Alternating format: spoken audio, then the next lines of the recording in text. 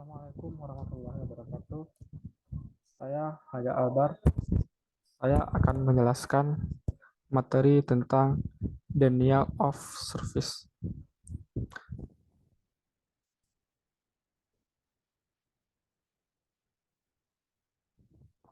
Yang pertama, definisinya.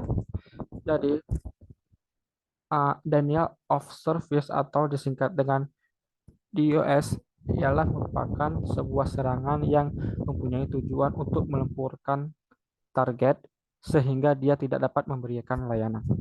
Nah, DOS ini merupakan serangan uh, yang tak memperagakan seperti pencurian, penyadapan, ataupun pemalsuan data.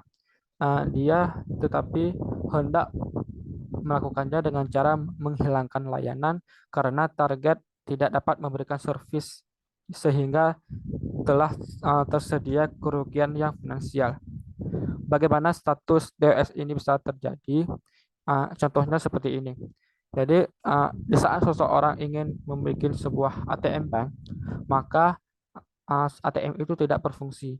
Nah, dampaknya akan seperti nasabah bank tidak dapat melakukan transaksi di bank, bahkan akan menjadi kerugian secara finansial. Nah, DOS ini ditunjukkan kepada server dan juga ditargetkan kepada sebuah jaringan. Nah, DOS ini merupakan wujud serangan denial of service. Pada awal serangan ini melakukan scene following attack dan terjadi pertama kali yaitu pada tahun 1976 dan mengeksploitasi terhadap kelemahan yang telah tersedia di dalam protokol transmission control protokol atau disebutkan TCP. Nah, serangan-serangan pautannya kesudahannya dikembangkan untuk mengeksploitasi kelemahan yang telah tersedia di dalam sistem operasi. Nah, layanan jaringan atau aplikasi untuk menyediakan sistem dan layanan-layanan atau tersebut tidak dapat melayani pengguna bahkan mengalami crash. Nah, serangan denial of service adalah jenis serangan yang mana penyerang mencoba untuk membuat layanan atau sumber daya yang tersedia di jaringan menjadi tidak tersedia untuk pengguna yang sah dengan cara membanjiri server dengan permintaan atau data yang berlebihan.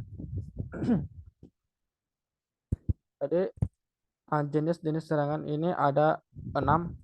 Yang pertama ialah serangan flood.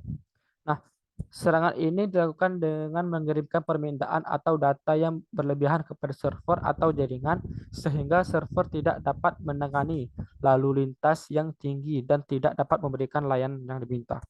Selanjutnya yang kedua ialah serangan ping of death. Nah, serangan ini melibatkan pengirim paket data yang sangat besar melalui protokol ECMP atau Internet Control Message Protocol yang dapat menyebabkan kegagalan sistem. Yang ketiga ialah serangan teardrop. Nah, serangan ini melibatkan pengiriman paket data yang dipotong-potong dan disusun kembali secara tidak benar, sehingga tidak dapat memprosesnya dengan benar. Selanjutnya yang keempat ialah serangan SCN flood.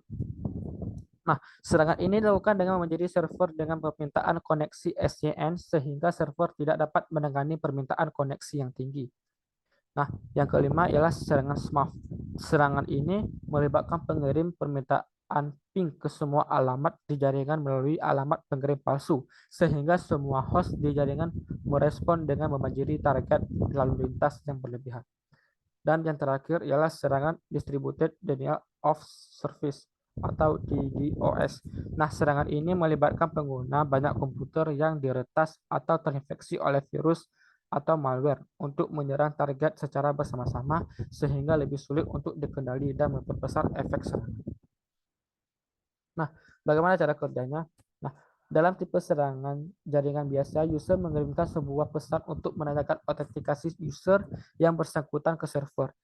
Nah, kemudian server merespon permintaan user tersebut dengan memberikan jawaban persetujuan autentikasi ke user tersebut. User tersebut mendapatkan izin autentikasi dan selanjutnya dapat dimasukkan ke dalam sebuah sistem. Nah, Dalam serangan DOS, user akan mengirimkan beberapa permintaan autentikasinya ke server dengan memenuhi bandwidth server, sehingga permintaan yang dilakukan oleh user memiliki alamat pengembalian yang salah, sehingga server tidak dapat uh, menemukan user user yang bersangkutan ketika ingin mencoba mengirimkan persetujuan autentikasi yang diminta oleh user tersebut. Server akan menunggu, bahkan kadang-kadang lebih dari beberapa menit sebelum menutup koneksi atas user tersebut, sehingga uh,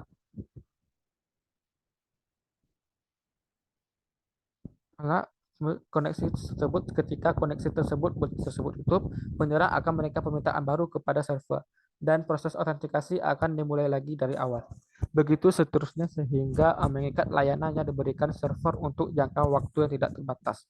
Jika hal uh, tersebut terjadi, maka user lain yang ingin mengakses ke sumber tersebut di dalam jaringan tersebut tidak dapat melakukan koneksi karena server tersebut telah disebutkan oleh permintaan autentikasi user yang melakukan serangan DNS tadi.